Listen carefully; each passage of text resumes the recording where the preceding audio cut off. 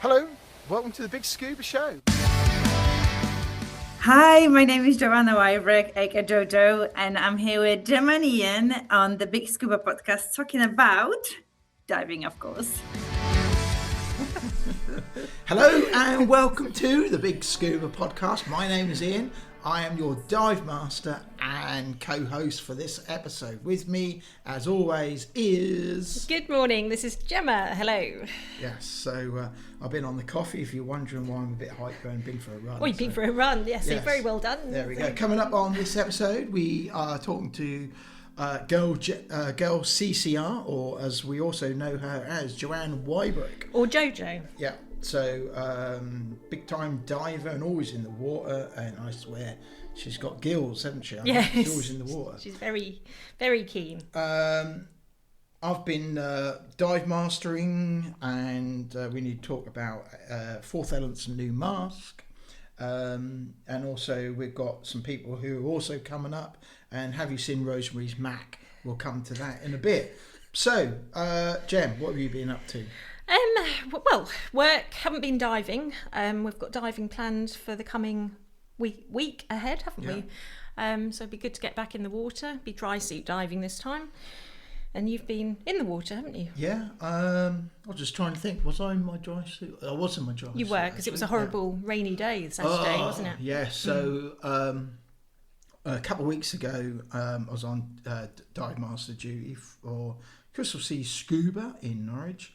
And we were at Stony Cove, and hello to all the team at Stony, and a really good group, and the weather, oh my God, it's like the rain. If you was up there that weekend, it's like the 4th and 5th of November, and on the Saturday, the rain at one point, I think it was coming sideways. Well, it's November. You had the boot open, and like all the rain was just going straight in the car.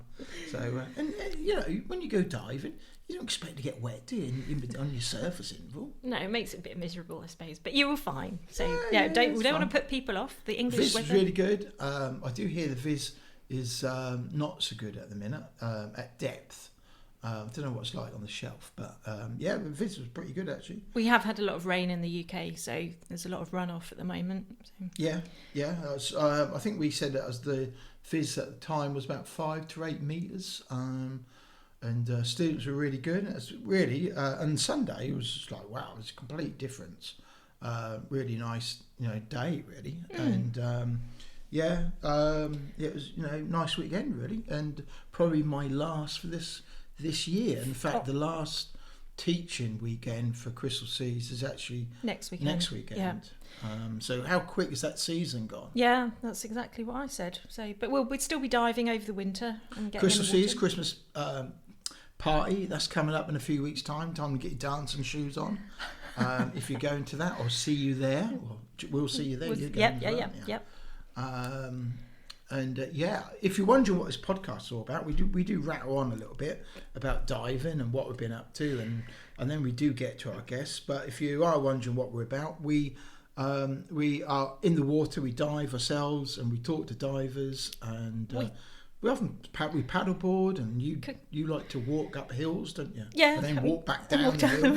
Kayaking we do, and we just like being by the water, on the water, and under the water, and we like talking to people that are very connected to the water. So having a good time underwater, on the water, and particularly marine conservation as well. Yeah. So we talk to people from all over the world. And we're coming up for 4 years. We've been February, doing it'll be 4 years. Doing this madness. So this is the 164th episode. So there are loads more episodes in the back catalogue to listen to. So do have a listen, or if you've got any suggestions for guests, then pop them our way. Yeah, and also I should say as well, in my infinite organisational skills, I've left my bit of paper at home that had somebody's name on, actually two people's names on, who come up and said to me hello when I was at Stony the other weekend. So sorry about that. Hello to you guys, and I promise next time I shall have my bit of paper with me. While you were there, you gave out some Narked at 90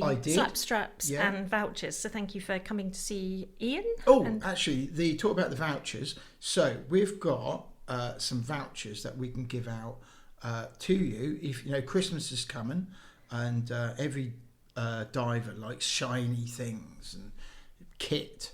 And if you are thinking about buying a dive computer, or you've got a diver in your life and you're a diver and you're thinking about buying some new bits and pieces for your rebreather or tech diving, or the new dive computer, or maybe a Teric or something, we've got some great offers. If you DM us, we can send you a money off coupon where you can go buy some new goods at 90. Yes, it's 10% off for one purchase. Yeah. So it's definitely worth having. We've sent out a few so far. We and have, at the moment it's running till the end of November. So you need to get your scuba skates on and drop us a line. Absolutely. And the good thing about it is that they've got UK stock. So if there's something that you want or need, they don't have to wait for it to be shipped over from Canada or elsewhere. You know, they've got it. So speak to them, but if contact us first, get that voucher. We'll give you the voucher and then you can save some money. How about that? That's in terms of UK stock is in terms of shearwater computers. Yeah, absolutely. So do that. Also, I say thanks to Fourth Element. A couple of weeks ago, I saw the new Seeker mask. Yes, that looks very smart. And I actually took it on our first dive with Scuba Honey a couple of weeks ago, and I didn't take the camera in or nothing like that because it was all really about honey and making sure she ought to see the fish. And the fish at Stony didn't disappoint. There's tons of fish there, and all on the shelf and in the cockpit and in the underneath the pub. Yeah, it's loads. So she was waving and smiling and everything else, as she does. And so that was really good. And then I used it that weekend. I was on DM duty, and I have to say I really like it actually. So you used it on all your dives? Yeah. I got a tiny, on one of the dives, I think that's about the third one, I got a tiny little leak, but I literally just moved my mask and it's fine again, it feels nice. I like the detailing. What really stood out to me, because I quite like these frameless masks. So you've got better vision? It's hard to say if it's better vision. You've got really good vision with a frameless mask, and I've not had frameless masks until I bought an X Deep one, which I really like. And I wanted to try the Fourth Element one to see what that's like. And they're about £130, so not cheap. They're not a cheap mask in any sense, but they feels nice and it looks really nice. It looks really cool actually, and I think you'll be seeing a lot of them about actually. I think quite a few divers will like that modern look that they've got. Nice detailing around the sides and that, so that's really good. So and thanks to Fourth Element and. Their feedback has been, it's just been great. Outstanding. I shall, stand on that feedback I've got from them. So thank you very much, Fourth Element. I look forward to doing some more with you. And there is a YouTube video out of your review. Yes. So if you head over to our YouTube channel, that's the Big Scuba on YouTube, and you'll be able to see total independent review. I wasn't given the masks, so disclaimer here. I borrowed them for 2 weeks, and they've gone back. Dived, and they've gone back. So I've got absolutely nothing to gain. I'm just giving you my open and honest opinion. I thought they were a good mask. So let us know what you think if you've brought one or tried one. Yeah. Oh, I tell you what, I did actually like as well about it is that there's a little hinge on the hinges on the side. It was so easy just to press down and make an adjustment. Underwater. Yeah. I have seen on social media a few people saying they've got leaks and that. I did get a little leak on mine, but on literally all I did was just a quick movement of it, and that never leaked again. So more my face probably than anything else. Yeah, well, that's good. All masks do leak, Yeah, sometimes. And it happens from time to time, depends on the. Yeah. What else have we got to catch up on? on? DEMA. Yes, so DEAM has been happening all this week from the beginning of the week, and it finished on Friday. So it's been good to see lots of familiar faces there and brands. Yeah. Women Divers Hall of Fame we've seen, so we've spoken to previous Quite a few of them now, members. Yes, so recently Bobby Sholly, Christina Zanato, Julianne Zeifel. So yeah, so it's good to see all of them. Ted Clark, he was there doing his stuff. Exactly. And hosting as always. So Scuba Radio, I think they were involved as well as always. Jeff Seckendorf, who we've spoken to from UTD. So we will but I need to let's just put a shout out now. Anyone seen Rosemary's Red Mac? If you can, let us know and we'll pass it on. She's lost a Mac. Yes, anyway, moving on. Just comes out for those special occasions, apparently. Sorry. Anyway, so if you went to DEMA, let us know how you got on. And we hope to see the Mac. Yeah, we will get there one year, won't we? Who wears Macs? I don't know. Anyways, what you do on your own time doesn't matter. Right, next. Inspector Gadget. Come on. Who remembers Inspector Gadget? No, I don't. You don't remember Inspector Gadget? Anyway, oh yes, we've got to give a shout out for a future guest. So we first got involved. Well, not involved, but we first come across Miss Scuba back when we first started, didn't So we? you're a nominee, yeah. Huh? No. Well, just at weekends, you know. Anyway, I'll give him a bit in Rosemary's Mac. Sorry, Anyway. this episode hasn't gone exactly how we planned. Right, we'll get back on track. We've spoken to Miss recently. Scuba, yes, Hayley Adler. Yes, who's so coming she's on. our nominee or our entry, along with Cara Green, into the Miss Scuba International competition, which takes place next weekend. And they don't have a Mac. They don't. Right, look, shut up. So Hayley will be in episode 165. Yes. And when that comes out, she will know the results. So we're keeping fingers crossed, everything crossed, and wishing you great success for next weekend. Yeah, they're out in Malaysia at the Both of moment. you. So, hope it goes well. Yeah, so they've had a couple of weeks doing diving, meeting locals. I think they're doing some beach cleans. So they're doing lots of good stuff before their actual evening of the competition. And what comes really clear, and what make it out, is that it isn't all like hair and makeup and things. Not pageantry, no. It's not. No. Deeper. And Hayley works was working offshore. She's now in a management role, and you think, wow, really good job, and does this as kind of a sideline. Yes, yeah, but it just gives you another view on something else a scuba diver does. Yeah, exactly. Which is what we're all about. So, yes, Hayley will be next. This is the whole argument is that people think, who are not divers, look at diving and go, oh, it's a bit of a niche thing, but actually don't understand the full breadth and width of where scuba diving actually takes people. No, that's right. And we've spoken to recently commercial divers, and look at Chris Lemons. He wasn't a diver until he got into that industry, and that's how he became an underwater diver, Absolutely. Commercial diver. Yeah. So we wish them really well.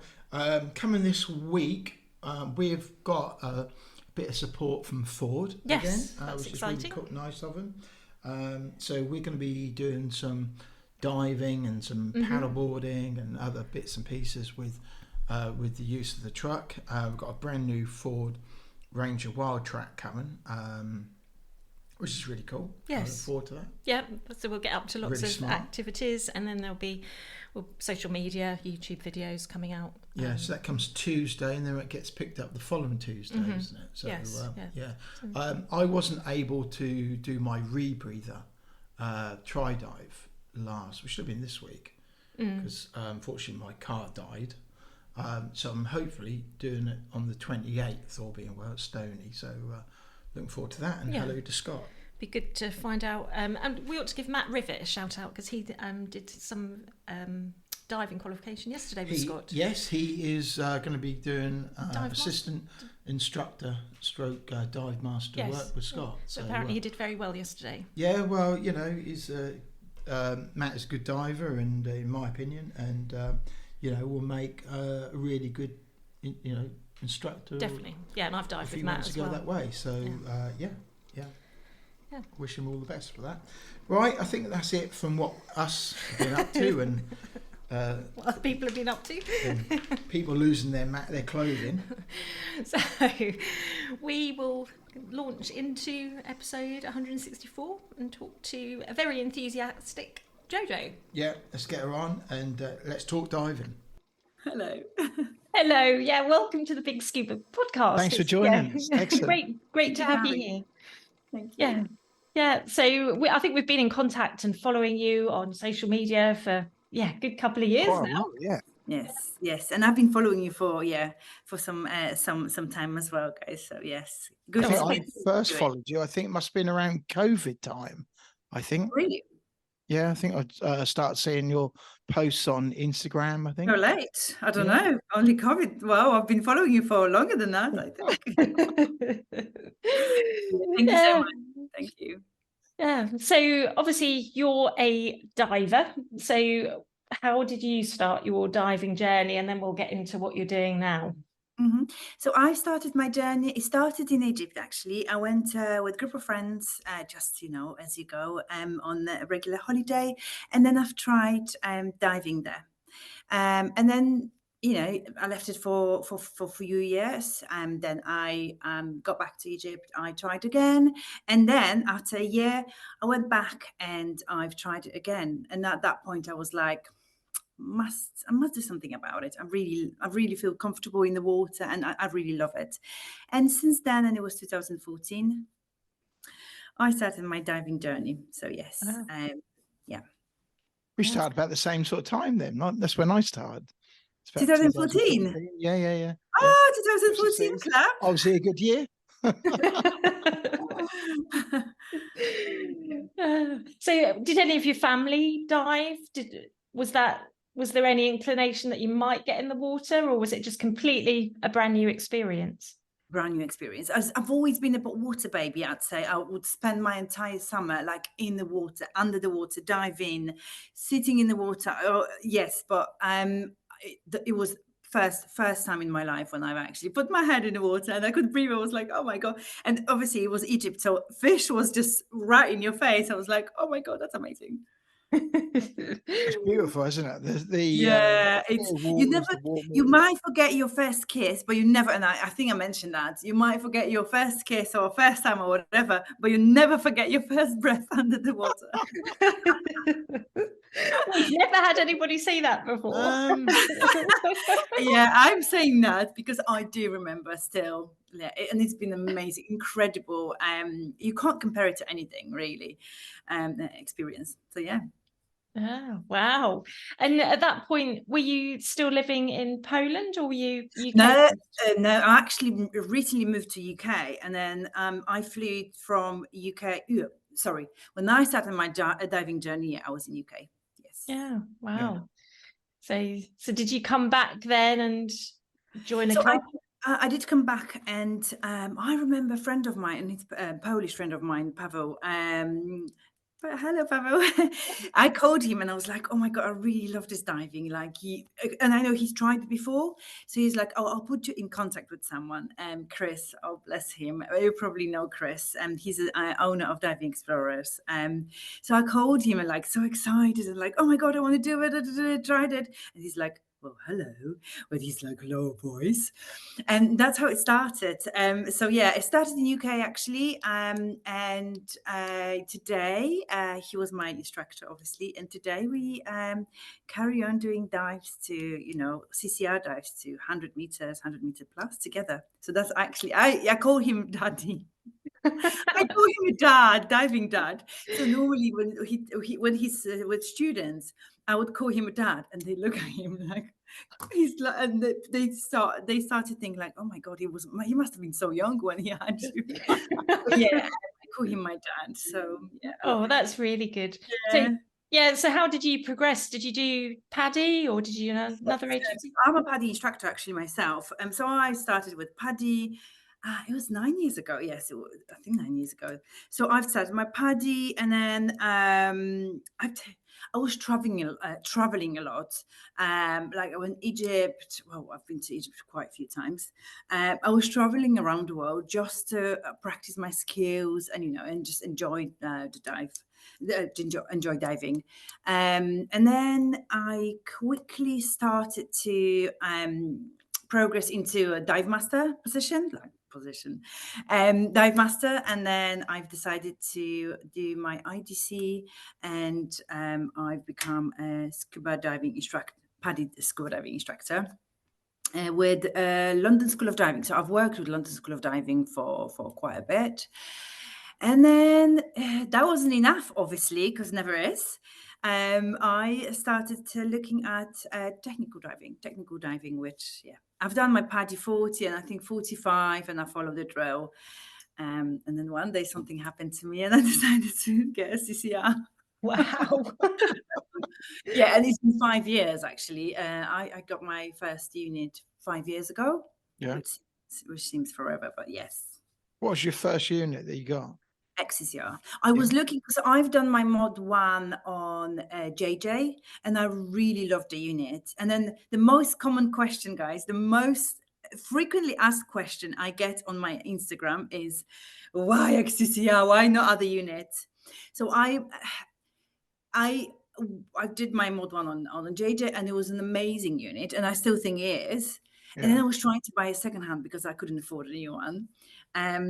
And then there was no JJs on market. And then I remember XCR popped out, and I was like, yeah, I might buy this one. And I did. Yeah. And So what sort of advice did you take when you was looking around then? Did you go to your instructor for some advice?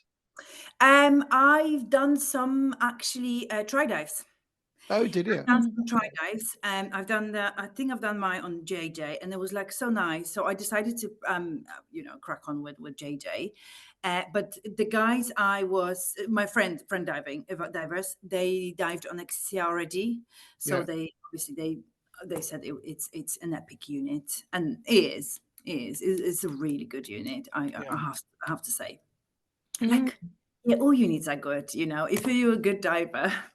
Well, they come on, and haven't they come on such an amazing amount over the years, haven't they? Well, we spoke to people who actually took them down to try and break them and fix them in the water, And I don't know if you noticed, but we're sponsored by NARC at 90, and who service a lot of these rebreathers and home builds. And John and Brent, years ago were doing exactly that, in the 80s and 90s, basically building their own kits. And you think, how on earth did you go about doing that? And then taking spanners and screwdrivers down on their dive. Yeah.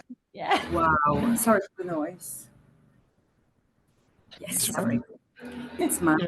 And you think, wow, to be able to do that, to dive, keep yourself safe, and then fix things, and and especially with John and Brent, they're always thinking about how you can improve a system as well.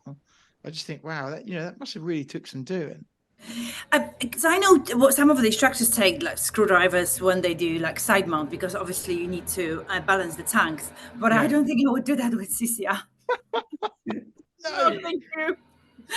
But it's been, and then they keep all the companies, like all the factories, they keep improving stuff, which is good. Yeah. CCR is its future, and not for everyone, because not everyone's interested in breathing from the Hoover. It's really comfortable, and a good device to have when you actually when you maintain it, and obviously you treat it seriously, not so. Yeah. So what made you want to transition to CCR? Was it just purely to get the depth? Not necessarily, actually. The depth as well, because obviously we were going regularly to Malta, and then guys were doing some certain depth, and it's not about the depth, it's about wrecks you can actually reach out, like you can access. Yeah. And the guys that we would be doing 100 meters on CCR and then 100 meters OC, and then the bill for the gas was absolutely ridiculous. I'm sorry. I'm still at work mode. So yeah, cost definitely. And I knew, because I'm so ambitious and I know diving means everything to me and it's my life and it's my passion. So I knew it's just a matter of time when I need to buy the CCR. Yeah. Yeah, I know I want to go deeper, darker. Some people will listen to that thinking, oh my God, like I do. I think anything dark or deep is just like, You just need a torch. No. Oh, do you know, I have friends when I travel back to Poland, and my non-diving friends, they say I get actually anxious looking at your pictures or videos. Yes. Yeah. Well, I guess it's not for, everybody. And then you've progressed to overhead diving. So in cave. So overhead was first actually. I went to Mexico just to do my cavern, and of course, I ended up doing a full cave, as you do. Yeah. And I must say, cave diving, it's a game changer because with the reverse frog kick, and you need to be perfect. And my instructor was absolutely amazing. So before we entered the cave overhead, we had to make sure like we literally flawless, not moving, all the simple like basic skills like reverse frog kick and everything. So after coming back from Mexico and spending some time underwater practicing skills, it was a game changer. Your trim, your buoyancy is just on point. Yeah. That takes time, though, doesn't it? Say it again. That takes time and dedication. It does. This is the thing. I've spent loads of. It's not like, because when I compare myself to other people, like I don't think I've got a lot of hours. I don't think I have even like 1,000 hours. I don't think I do. But I think like dedication and and it's just a certain time you spend and you practice. And I think you also want that. But some people learn that right from the start, don't they? If you go to like agencies like UTD, all their teaching, all the learning is all done while neutrally buoyant. With PADI, that's not. No. It's kneeling on the ground and all sorts of things. Yeah, this is the thing. And now you need to discover, like I had to discover everything myself. Obviously, that's why I decided to travel and then spend as much time in the water, because this is the only way, Obviously you're looking at people now, social media is more accessible. But when we started like 2014, back in the days, it wasn't that long ago. But now social media, you have photos, videos. Back in the day, we didn't have that. There were some obviously videos and photos, but not as many. Because now you look like, as a student, you look like, oh yeah, I should probably. I was looking at somebody today and their photos they'd shared. And do you know what? The water was so clear and their buoyancy was so spot on. Almost like, well, are they actually real? Is this some kind of model or, is it something Photoshop? Because the water is so clear. I think it's up in Iceland somewhere, one Silfra, somewhere else. And, but they're so spot on with their buoyancy, and you think, wow, that is amazing to do that. And very often there are people like they literally in the water every single day, and you've got instructors who have like 5,000 dives. So for them, they can actually have a nap in the water and they would still be in the trip. Have a nap. Yeah, like Gemma does that, don't you, Jem? Oh, I thought you'd say you do that. No, I do do that because I had years ago. Ian just like, shh, God. Just zone out, don't you? It's like going, Ian, can you hear me? Because you do a full face mask, don't you? Yeah, we have got those. Yeah. Yes. Yeah. Do you dive with them every single time or every single dive, or you? We have done recently because we're just trying to build our experience up with them. Yeah. But they're not to replace half masks, but just a different way of diving, really. Half mask. That's how you call it now, half mask. But yeah, I'm guessing it's a good experience, mainly because you can actually sing. We haven't tried that yet, have we? I'll try that next time. Please Yeah. do. Yeah. Maybe not. Can you whistle, Gemma? Maybe whistle. Just go beep beep. Whistling is good. Have you tried them? Have you I tried haven't full tried the face? full face mask, but I've got my loop. So I sing, I swear, I cry, I do everything through my loop, so everyone can hear me. Really? Of course, Wow. of course. When there's a good wreck, it's like, yeah. Oh my god, yes. It's surprising how much the sound travels, doesn't it? Yeah. Because our Hype, like isn't it? GoPros and all that, you know, that Picks up. picks it all up. Very well. I've got GoPro 10 and it's unbelievable. Sometimes I just like mumble something and then it would pick up and I'm like, okay. Yeah. But yes, it's actually amazing. Yeah. So with the obviously CCR, you've combined that with the cave diving as well now, have you? I did like a crossover because for most you need to, it's pretty much the same skills, it's just on the unit. So I went to France a few years ago and I just did my crossover. It shouldn't be called crossover. I did my CCR full cave there. It was pretty much the same skills, but yeah, it was really enjoyable actually. Yeah. Yeah. So you really enjoy being over inside a cave underwater. So to be honest, Gemma, because looking at UK, I do like obviously I do love overhead, but like here in UK, yeah, there's only Vopster. I loved Vopster. Stony Cove is nice. It's okay. Endak was the best. Endak was the best. That was a great place to dive, wasn't it? Oh my god! I liked it there. Literally, it killed. For me, it just killed the closing Endak. Yeah. Killed diving industry. Like, imagine instructors doing like technical diving. How do you do deep dives? But anyway, here in UK, you can actually get to mines. We've got so many amazing mines. So that's what Yeah. I've been doing, going to Wales, going to Wales mainly, and just, going mine diving because it's Wow. adventurous and it's amazing. And there's so much history, actually. Yeah. And if you can't... So I've been trying to do more sea dives here in UK, but I don't know. I just don't... It just for some reason doesn't happen. Time for it all? How do you find time for it all? Time. How do you find time for it all? You know, for diving, because you work as well, don't you? It's just weekends. Yeah. And then obviously when I go abroad, it's now I've got the luxury that I can take work with me. So recently I've been invited to Ghost Nets Malta project. Yeah. Because I'm very sensitive about seas and ocean.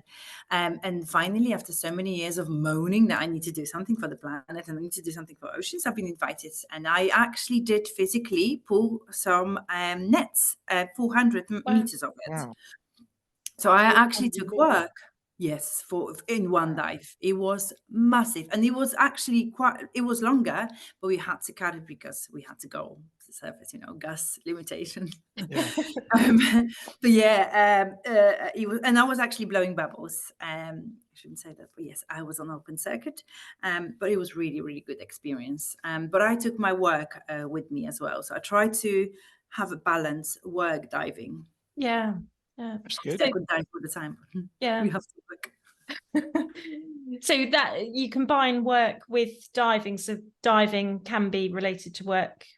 So I'm trying to balance in time. Like Ian asked me about time, because I go abroad recently quite a lot. But then I work from where I go. Yeah. But Malta was actually a good experience because I work for DEFRA, and I work on the collection and packaging reforms program. So you have like 3 projects of EPR, DRS. I'm not going to get into the details, but we were exhibitors on London Packaging Week and that was in Malta. So obviously London Packaging Week, there will be producers, you know, producing packaging and all the innovations. So what we did, I actually recorded a video because we were cleaning a bay as well. So I found the glass bottles, we found a table, we found nets. So we actually recorded everything. So I put the video together with my friend Ellie, and then we like when I'm collecting glass, a can, a table, we were sending a table to the surface, and the nets, and I think some filthy tissues, and then they played that on the London Packaging Week, and people absolutely loved it. Wow. So we actually combined the two together. Yeah. Oh, well, that's really good because it sends a message out to the non-diving community as well, doesn't it? It does. Yeah, it does. And then these days we need to send clear messages because. So with your job, then Yes. you're looking at ways of making packaging more sustainable. Yes. And So, working with well, we farmers. are communication and engagement. So we are between the industry and then government, you know, so whenever it's, you know, policies being established, we try to communicate that out to either industry, to businesses or local authorities as well. Okay. Because, you know, the big change needs to happen, and then it's already happened in other countries. So we need to follow. So We need like to when we got rid of single-use cutlery recently. It's happened. The bans. We have a ban now from 1st of October. A single use plastic. It's banned in UK. Yeah. Brilliant. Well, that's a good move. Yeah. Oh, it's amazing. At last. It's amazing. Yes, at last. Yeah. Yeah. Oh, well, that's good that you can combine career and I try to, yeah. And people are very, my colleagues are very understandable, and they're like, they support me as well. So that's good. Yeah, that's really good because then that keeps, you know, everything happy then, doesn't it? And you can, carry on with, what makes you happy in diving. So what about when you swap back to an open circuit? Do you find the transition all right? You know, going from one and then back to the other? I was talking to someone. Yeah, you actually move. So people think, Ian, that like jumping from CCR to OC is really simple.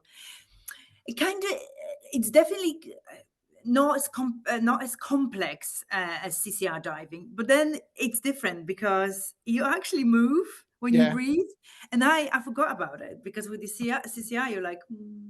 And then with the OC you actually move, so I couldn't. I couldn't made a difference. Yeah, no, there is like, oh my God, the bubbles, but it was really good. And I think because I'm like, oh, CCR, I need to stick to CCR, but it's not, because you need to jump from, from OC to CCR. It just makes you a better diver and, a more experienced diver. So it's really good to be back from time to time only.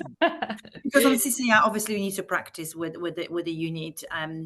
You need to, practice muscle memory when something happens. So personally, I think you need to be on CCR as much as you can, because at the end of the day, it might save your life. Yeah, build your hours up. Yes, and then obviously on overhead, you need to be flawless, and your buoyancy needs to be on point. Yeah. Wow. So very in depth, and you've got to really want to do it, I think, haven't you? Otherwise that's when things are gonna you do, and you have to dedicate. Like loads of my friends are like, oh, why do you keep diving all the time? And I'm like, it saves my life. If I go it's not like the first dive after COVID when we hadn't dived for a while, and that's all. We hadn't dived for ages, and then the first dive, it's like, oh my God, I got to put my gear together, and and it takes that first dive to get everything to come back, isn't it? I think mine was like 60 days, or maybe more than that. And for the first 5 minutes, I was like, thank you very much. You're done here. What are you doing? I couldn't. And I was on CCR, and I was like all over the place. Like, I can't dive anymore. But it comes back to you at some point. Yeah, it does. And that's a good bit of advice for somebody that does dive, that hasn't dived for ages. You can get back in the water, and it does come back. Oh, absolutely, of course. Yeah, of course. Yeah. No, that's really good. So have you been sort of traveling? Have you done a lot of UK diving? You said about sea diving. So how have you Yeah, got on? I want to hit more of that. I've been traveling. So I with Cavettes we've done Faroe Islands this year. I've done Malta. I've done like little trips Turkey. So we've been invited to Turkey, and I think I did what else? I did Malta again. Yeah. So yeah, it's been quite a lot. Yeah. So in terms of warm water diving and cold water diving, what's your preference? So I love warm water diving, but I'm used to, and it sounds it's going to sound really bad because I'm used to cold water. I remember when I went, I think it was May, I went Malta, and then I could dive without gloves, and I felt actually bad. And I'm like, there's something. It's a thing because I always love to challenge myself, and my dry gloves are really thick. I've got heated under gloves, so when I touch clips, it's really difficult for me. I get to like really simple diving, and I'm like, there's something wrong here. But yes, obviously, I'd say warm water diving, amazing, but cold water diving. Yeah, I think it's closer to my heart. 8 degrees water. People say like, oh my God, it was so cold. It was 15 degrees. 15 degrees. That's boiling. Yeah, cold water diving is closer to my heart. That's wetsuit weather. Yeah, we were in Stony Cove in our semi-dries Saturday. I wasn't go that far, but yes. Yeah, it was fine. You're brave. There was a few others, weren't there? Yeah. There weren't many this time. Other crazy people. That's good. 2 weeks ago, there was loads of people in wetsuits, and this Saturday, no, there's only a few. Oh no, the people are still like here in UK. You can still see them in. There are some other ways to suicide. Yeah, but yeah, it's fine. Today's episode is sponsored by Narked at 90, so let's find out a bit more about them. Narked at 90, their tagline has been beyond technical, which describes them pretty well. John Routley and Brent Hudson launched the company over 20 years ago. They are both technical divers who have logged thousands of mixed gas dives between them over a 30-year period. Using their engineering know-how and diving expertise, have developed bespoke, personal, commercial and military diving equipment and products of a universally recognised, unparalleled calibre. Their ability to be adaptive and versatile with their developments led them to support the NHS during COVID. Using their superior knowledge of breathing and oxygen monitoring systems to help develop emergency ventilators. They also design and supply the sneaky stuff used by defence-based development groups throughout the Western world, although they can't tell us much about that. If you're thinking of moving across to tech diving or completely new to diving, Narked at 90 can advise and guide on the best equipment and setup for your personal or commercial requirements. Narked at 90 have unparalleled experience of shearwater dive computers and are the longest serving and sole and UK European service centre for those. They are happy to offer technical support, servicing, repairs and upgrades to all shearwater computers, past and present. Narked at 90 stock shearwater computers but are also stockers and technical support centre for many other manufacturers including Divesoft, JJCCR, Hollis, Revo and Kiss Rebreathers. Based centrally in the UK, Narked at 90 also offer full rebreather head servicing for selected manufacturers. Bespoke cable assemblies. Advice on specific fitting requirements. Suggestions and guidance for home builds. Computer laser cutting and engraving. Pressure testing to simulate 400-metre dives. So, Narked at 90, a reputation built on supporting both manufacturers and divers worldwide. Go to narkedat90.com and make sure you are following their social media to keep up to date with their latest news and offers. Narked at 90, large enough to cope, small enough to care. Yeah, that's well, it's good. Yeah, you're sort of an ambassador for cold water diving. And talking of ambassadors, so you're an ambassador for Santi dry suits. I am. Yeah. So how did that come about? Is that just because you favour the Santi dry suit, or? So I didn't, because I had a bit of a leaky glove, and I discovered now why. And I was like, I had two Santi suits, and I decided to go for different one as well. Yeah. But then I joined the project. Well, it wasn't a project. It was it was a project, Hollywood project we called it. It was about the ghost ships of Baltic Sea, and it was last summer. And I got to dive and work with a CEO of Santi. Oh, And when he saw me, how I was the only female from my Polish team. There was another, there was Jenny from Finnish team as well, but we were the only two female divers. And obviously, you know, Baltic Sea, it can be rough. And then there was like loads of carrying lights, like setups for lights, and the current was there, and it wasn't easy diving. And it's cold and it's dark. And then I think he was quite impressed with what I'm doing. And a few weeks, maybe a few months after that, they actually proposed me being a Santi ambassador. So I think it's my hard work, because I had loads of questions. How did I do that? I'm like, I don't know. I just dive, and I definitely test the suits in very tough conditions. So, you know, Yeah. mine diving, I've twisted my knee so many times, falling down, and oh my God. And yeah, they're very dirty. And, you know, sometimes you have a bit of metal or something like catching. So yeah, I'm testing the suits in the toughest conditions. Yeah. So I think, and they never let me down, and they warm, the quality is really good. So I The quality is good with them, isn't it? You know, seeing their suits are so well made. You can see it in the, you know, in the materials and that. Yeah. Yes. And it's not a name that we kind of saw much of a couple of years ago, is it? On a dive site, it seems more popular now. Yeah, I think because we put put pressure on social media now, because they never used to be on social media a lot. Now they've got stories and they do collaborations.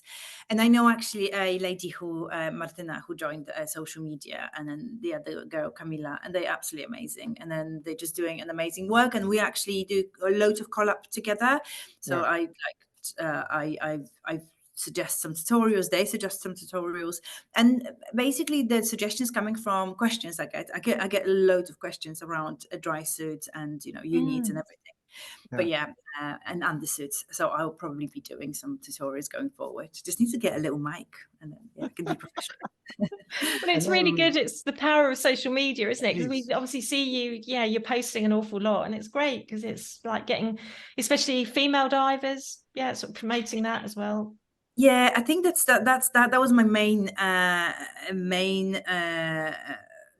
target, like female divers. I just want to put a message, and it's not only female diving, like it is obviously, because it's men orientated sport still. Sorry, Ian, can you just leave? I'm joking. It is, but we have so many like badass girls these days, and they just like you, Gemma, you call cold water divers. It's not easy. Let's be honest. It's not like you go into tropics and, you know, no gloves, no issues, not so. Like cold water is tricky, overhead is tricky, so, and also I want to promote cold water overhead diving as well, but also want to show this is a serious sport. Let's be honest. There's no much space for much room for mistakes, because it might cost you life. But I also want to show you, everyone, that there is some fun. You don't have to be serious, you know, and miserable. That's why we do diving, because, you know, it's fun, and it's supposed to be pleasurable. Well, unless you're on the course and you have to do 300 skills. But yes. You need to have fun.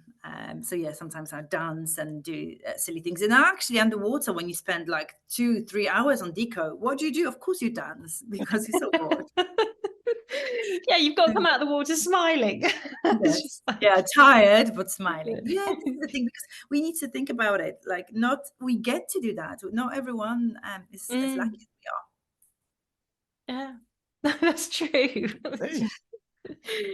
Yeah, no, it was definitely good answers. And then you're an ambassador for Dan as well. Dan, Yes, you're Dan. And Dan, I think it's second year around. And Dan is mainly, it's obviously safety, but for me, it was mainly because they're supporting marine conservation. And I was trying to find ways how I can actually support. So a few years ago, I've stopped eating fish. I've reduced my plastic to minimum. But yeah, I think the main thing is the overfishing. So it breaks my heart. That's why I decided to do something. Yeah. So that's done. But that obviously safety as well. But yes, main thing it was ocean conservation.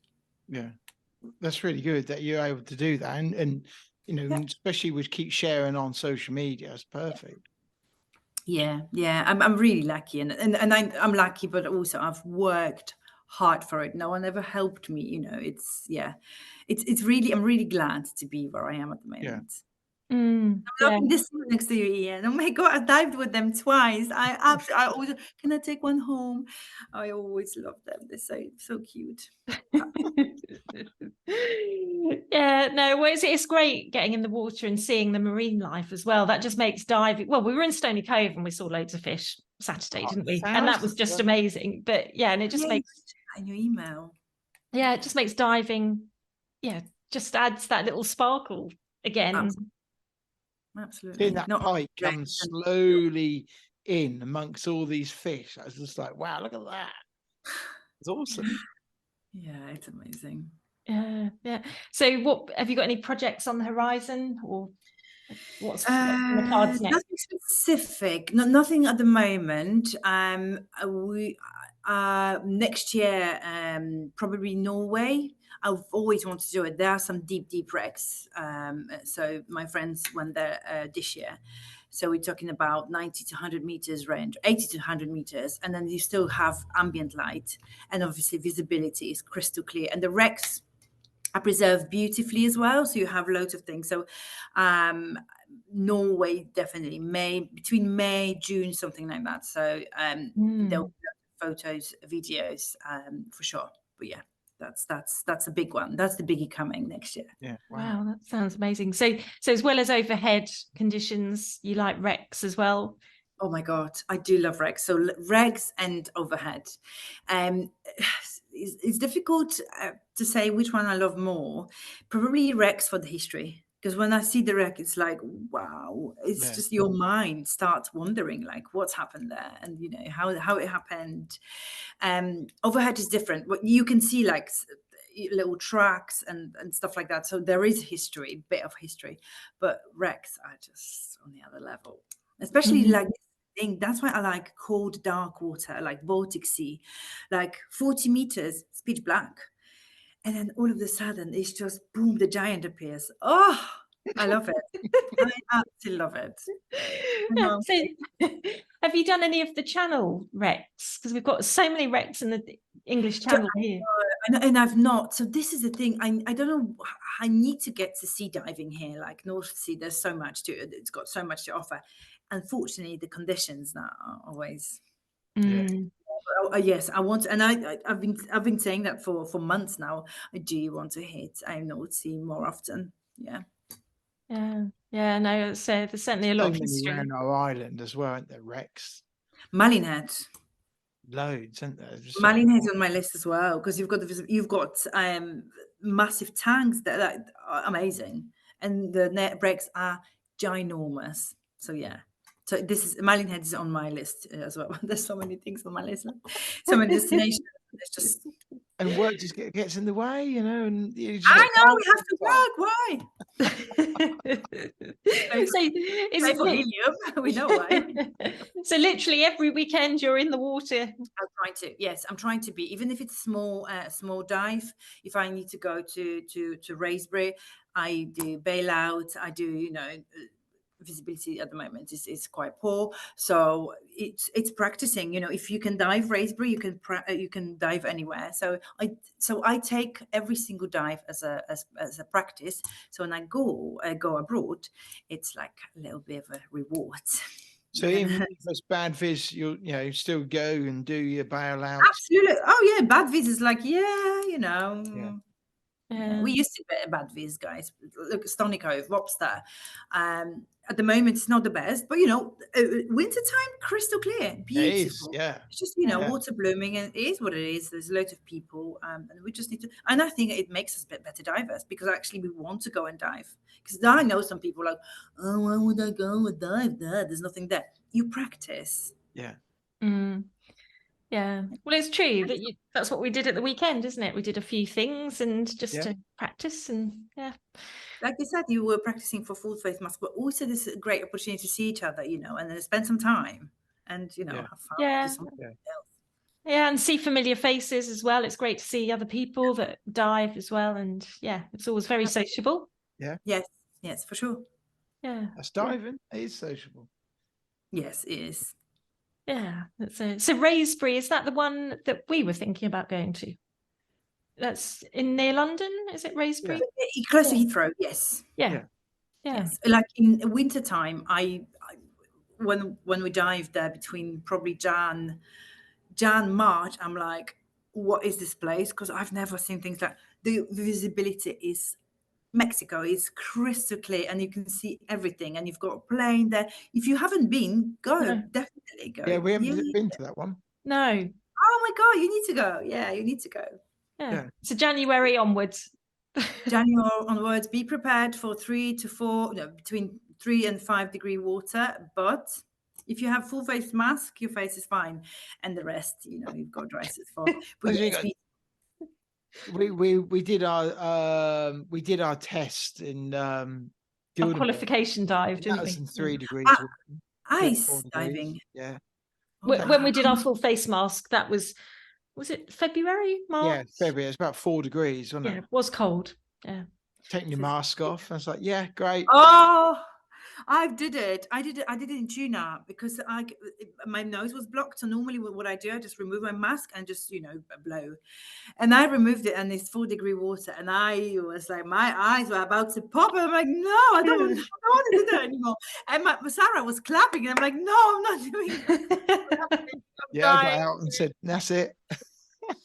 So then we get this, you're trying to clear your nose, like, blow stuff out. You just take your mask off. Yeah, you get a bit of a pressure and then just like blow. You just blow, and then it clears everything. But yes, I forgot.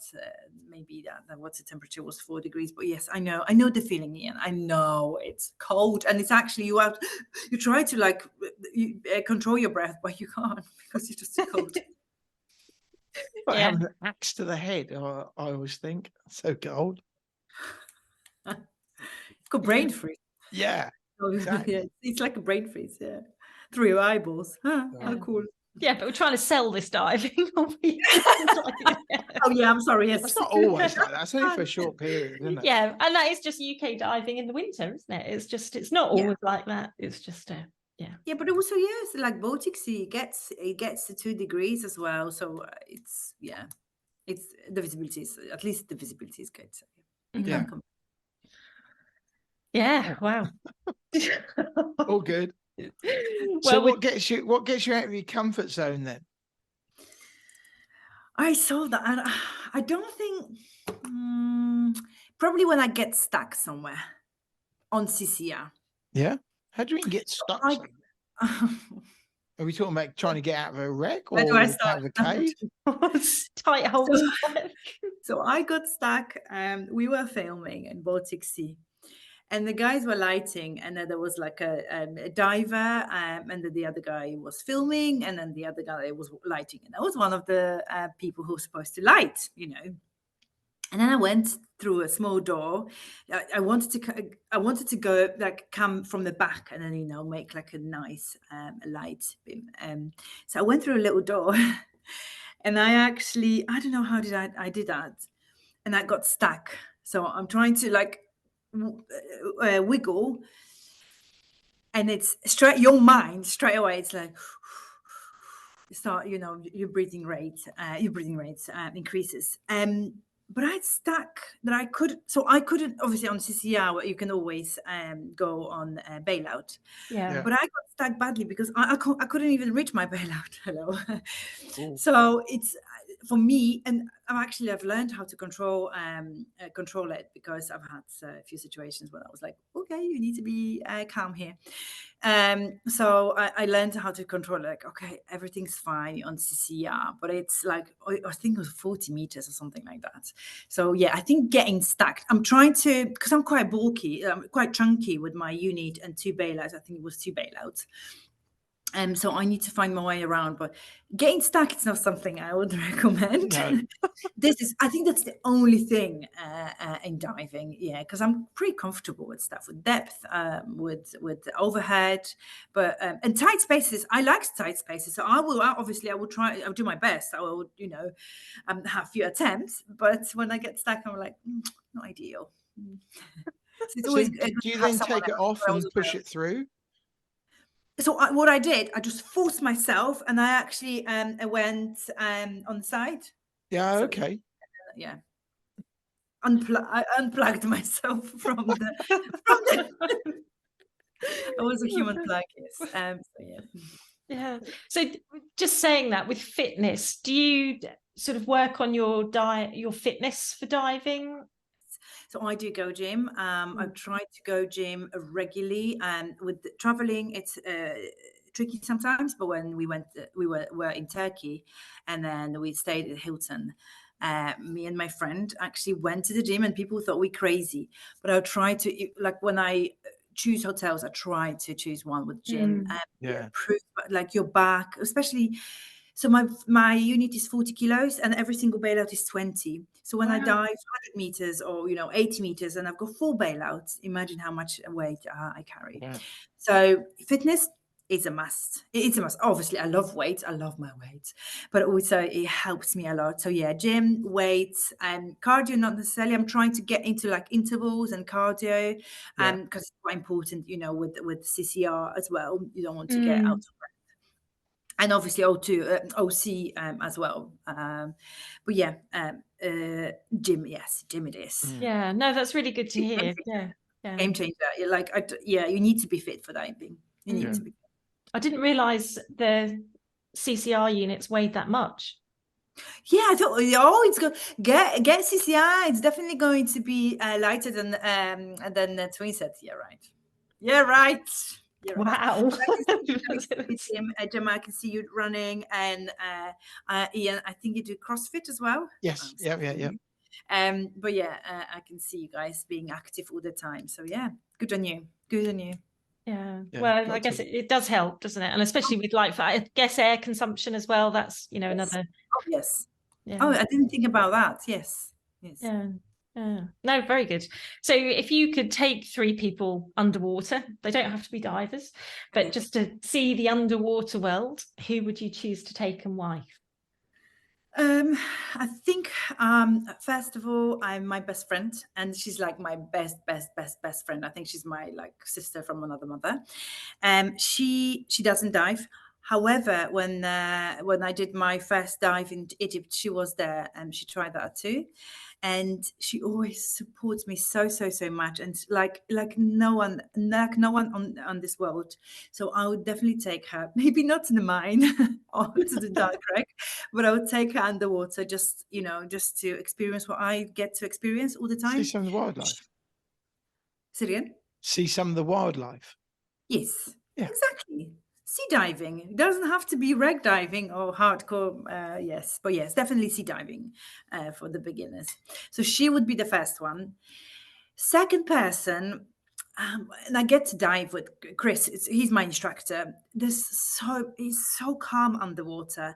You can see his big blue eyes staring at you. And then even if you have, I don't know, a bad dive, or I don't know, you're angry about something, I don't know, you look into his eyes, and he's just like I love diving with him, and he's obviously he's been my motivation for so many years. So he would be person number 2. Yeah. And And the person number 3, I would have to Cavettes, the girls I dive with, so Sarah and yeah. Sana. Mm. Oh my God, there's so much pleasure from diving with females. I don't know why. I get all my life I've been diving with males mostly. Mm. But when I discovered, when we found each other, Sarah and Sana, it was absolutely incredible to dive on with well, they are on my level, like they CCR. So it was absolutely amazing to dive with them. So definitely every single dive, it's fun. It's, it's serious. It's fun. It's everything with them. So I would have to squeeze them. If there would be one person, I would have to put them in. Yeah, we'll allow that. Thank you. Yes, That's okay. Yeah. So you 3 are the Cavettes. Is it just Yes, 3 of you? Yeah. Yeah. So we try to actually promote cold water and overhead and and like any diving across female diving. Yeah. Very good. Yeah. Okay. And our next and our last question is, we're going to give you a billboard, and we can put you can put anything on there that you like, whether it be a statement, image, a video. It's a message that the whole world are going to see it. And what are you going to put on it? I would put the message. I know that the message would be, there's no planet B, and I know we all know that, but it would have to be hardcore. There's no planet B, and probably sadly some maybe dead fish. Oh, amazing. But yeah, I think it's the message, and it needs to hit hard. It needs to hit hard, and maybe some dead animals, like undersea, like sea creatures, dead sea creatures, because we get to see them. And then I cry. Like I went to Malta, and then there was like little manta rays as a bycatch, just thrown to the water. You basically cry in your mask. So there's no planet B, and there's no time actually. No, good answer. And everybody needs to have that in their face. This is the thing, because people think, oh, it doesn't concern me. Yes, it does. No, it does. And everybody thinks, well, I won't make a difference, but anything is better. Any little thing that you do. Like I always say, together we can.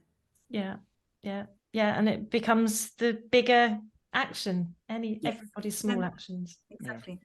No, really good answers. So if people want to find out more about you, where is the best place that they can find out more or ask you questions? It's Instagram, so it's girl.ccr. No surprises here. It's girl.ccr. I'm there every day. It's definitely spending too many hours on that. It's wild, isn't it? Yeah. It's crazy. Like I was at the airport the other day, and it's like everyone's like Instagram. I like looked at someone's phone. Instagram is like, I know there's a TikTok and other, but for me, Instagram. So if someone wants to ask questions or ask questions, I see my contact content is girl.ccr.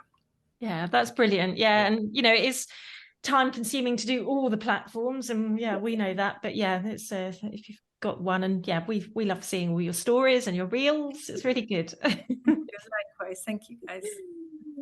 So if you've got any advice for people thinking about even trying diving or making the jump from OC to CCR, have you got any advice for them? Yes, one single sentence: think no more. Think no more. Just go for it. Just go for it. Yeah, that's great. So, well, hopefully people will listen to this, and I'll make sure they listen. I'll share that everywhere. Bloody will. Force it down. You guys are doing some cool stuff. So definitely, I will share that, and my friends will share that. If they don't want to, I'll force them. No, I'm joking. But definitely. So yes. That's been really, really good, and we've seen people we know move into CCR, haven't we? And it's been really good to see. Because I guess it's some people are quite happy to stay where they are, and then other people just want to. Absolutely, you don't have to move to CCR. Not everyone does that, and it's just like certain level of diving. If you know where you're going with your diving, then and it just saves money. So if you know you're going wreck diving below 60, 70 meters all the time, it's no brainer. Yeah. Mm. And Yeah. photography as well. Yeah, it's good yeah, this is the thing. You're just basically there. You're not moving. So taking shots, yeah, it makes life easier. Yeah. Doesn't have to be depth. You're right, Ian. So It only for must me. It must be really, because when we were diving at Stony Cave, I thought this is really noisy, because you could hear, and then do you notice the big difference from bubbles to no bubbles? When I blow, yes, it is funny because it's like, oh my god. But when I'm on CC and there's someone next to me is on the OC, geez, it's like, is there a train going? It's so loud. So the good thing is I don't even have to look when they are because I can hear them. And I can't get rid of them. But yes, I can hear. But yes, it's a massive difference. It is massive. It's actually, and even fish. When I dive CCR, fish is like, ooh, want to poke me in the eye. And then obviously when I'm on OC, they run away. It's true. Yeah, I noticed that on Saturday. As soon as you breathe out, the fish are right there. Then as soon as you breathe out, they start drifting away. Yeah. Well, hopefully our listeners will be able to take this all in and have a little think, and if they've got any questions, then they can drop you a DM on your Instagram page, and that'd be cool.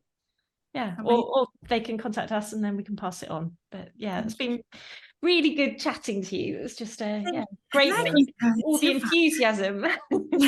I know sometimes it's too much, and I'm sorry. Never too much. It's never enough. Never too much. No.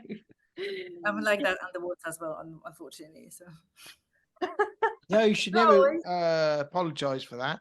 The energy comes from within, and that's what helps other people think, hey, I want some of that, and hopefully that's where the sport will continue and build. Yes, definitely. Yeah, so, definitely. We need more cool. We need more cooler people in diving. Yeah, absolutely. Yeah. And change the face of it a bit. Yeah. So, Ian, that's an amazing point. This is the thing. We need to change, because I know it's a serious sport, but hey ho, there is a room for fun as well, and you don't have to be, mean and sad person. Like I said, I totally agree with that. Yeah. Well, no, thank you for bringing real sort of fun and energy to the podcast. It's been really good. That is, brilliant. Thank you so much, guys. Well, and hopefully we'll catch up again. Hopefully, when you've done all your exciting things, and keep in touch, and we'll share. Maybe see you on the dive site, guys, because I dive in UK as well, so I might just come and squeeze you and hug you. You never know, Raysbury, next year. So it'd be a good way. You can give us a tour. Amazing. That would be great. Well, thank you for being on the Big Scuba podcast, Joanna. Yeah, thanks for coming on. Thank you so much for having me, guys. Have a great evening. Thank you. Lovely. And you. Bye. Take care. Bye. Well, that was good, wasn't it? Yeah, her enthusiasm is electric. Full of energy and exciting, and it's lovely to see, isn't it? Because you don't always see that with all, I guess. Let's face it. No. And I think she's got a great balance there with work and diving, and sometimes being able to merge them too is brilliant. Yeah, and I think hopefully people listening will understand, yes, like she said, it is a serious sport. It has got serious implications, but it is something you can really, really enjoy and get a lot of satisfaction and a lot of fun out of. Yeah, exactly. And it is, I think it shows that you can build on your diving as you progress, and move on. And, rebreathes are okay and not for everyone, but, it just shows that's where that then can take it, doesn't it? Yeah. It's really good. Yeah, and just from, as she said, she's just done a couple of try dives, and from that moment, she's progressed, and relatively, I suppose, 10 years she's been doing this nearly, isn't it? Yeah. And it's brilliant. I think the thing with rebreathing, the technology has come on so much over the years, hasn't it? Back when you look back at the day, I suppose when people like John and Brent and John Chatterton and all these others, leaders in the world of rebreathers, it's they come on such a long way. And how many times do you now see them at the dive site now? Rebreathers are sort of quite commonplace. We saw one Saturday, didn't we? Yeah. So, I think there was a few there actually on Saturday. Yeah, very, very interesting guest. So we'll follow her progress, but don't forget to follow her. Still, so we're already been following her some time. So we have, yes, but for any of the listeners that if you don't follow Joanna, then give her a follow, and definitely you'll see her content, and it's always very fun and interesting. Yeah. Well, thank you very much, everyone.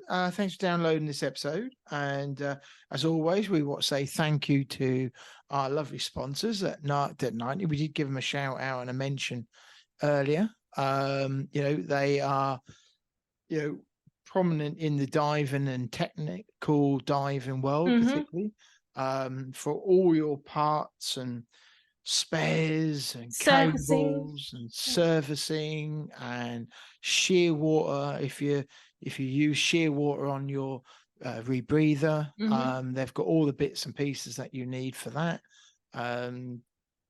Cave diving, like lines and the tags and all those sort of things that you need for a successful dive is they've got it. So and if they haven't got it, then they can probably make it, Yes, or if you've got any questions, they're always they've got a wealth of knowledge within their team. So if you've got any questions you're a bit stumped with, I'm sure they can help with some answers. So I think that's thoroughly enjoyed that, and that's been a really, really nice podcast again. Yes, so don't forget there's a whole back catalogue of other episodes and guests, over 160 episodes worth, so have a look back through the catalogue and pick some and have a listen. There's one there for everybody. Yes. I think we need to start categorizing them all, don't we? I think we probably should. That'd be a good idea. But thank you for listening and downloading, and don't forget to follow. What are you going to say? I was going to say, don't forget to follow, like, and share, and don't forget to leave us a review, because that helps us get found and helps us move up the old charts, which I think helps us get found. I think so. It's really good. And again, if you've got any questions for either of us, or any guest recommendations, or anything you want to tell us or ask us, just drop us a DM or an email, and we'll happily get back to you. Even recipes for scallops and anything else. So just send us a line, and we'll do our best to we've got a new line in answer. New line in recipes. Anyway, so that's it. Thanks for downloading. Thanks for listening, and we will speak to you very soon. But for right now, that was the Big Scuba Podcast. Now that does wrap up today's episode of the Big Scuba Podcast. But if you want to hear more from the podcast, make sure you hit that subscribe or follow button depending on what platform you are listening on. That way you will never miss an episode from us. But if you are listening on Apple Podcasts and did enjoy what you heard today, we would really appreciate it if you head to the show page to leave a 5-star rating and review. It really does help us. If you do, please take a screenshot of that review and send it to us on Instagram, and we'll give you a shout out to say a big thank you. If you have any questions for us or anything that has been mentioned in today's episode, be sure to reach out to us on any of our social media platforms or send us an email. The links are in the show notes. We will get back to you no matter what. If you have made it to this point in the episode, we both want to say a big, big thank you for tuning in, and we'll see you on the next episode.